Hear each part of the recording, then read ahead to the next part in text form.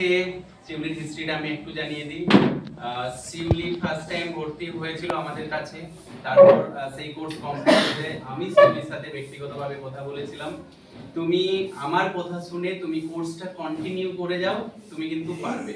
এবং ইনস্টিটিউট থেকে শিউলিকে ফোন করা হয়েছিল রিঅ্যাডমিশনের জন্য। শিউলি কিন্তু পরবর্তীকালে রিঅ্যাডমিশন নেয় আমার কথা শুনে, এবং ফার্স্ট টাইম শিউলি যেটা পেয়েছিল admission two PhD first time পেয়ে গেল। নেক্সট যে সেটের রেজাল্ট যে বেরোলো সেখানে কিন্তু শিউলি সেট কোয়ালিফাই করে গেল। মানে সেদিন যদি শিউলি আমার কথা না শুনে, অনেক ছাত্রছাত্রী চলে যায় না স্যার, আর মনে হচ্ছে আমার দ্বারাই হবে না, আর মেনে নেয়, বা অনেকেই ছেড়ে চলে যায়, কিন্তু শিউলি আমার কথা শুনে একদম বেদবাক্যের মতো আমার কথাটাকে মনে করে শিউলি কিন্তু সেদিন অ্যাডমিশন নিয়েছে, এবং তারপরে শিউলি কিন্তু সেট কোয়ালিফাই। শিউলির জন্য একটা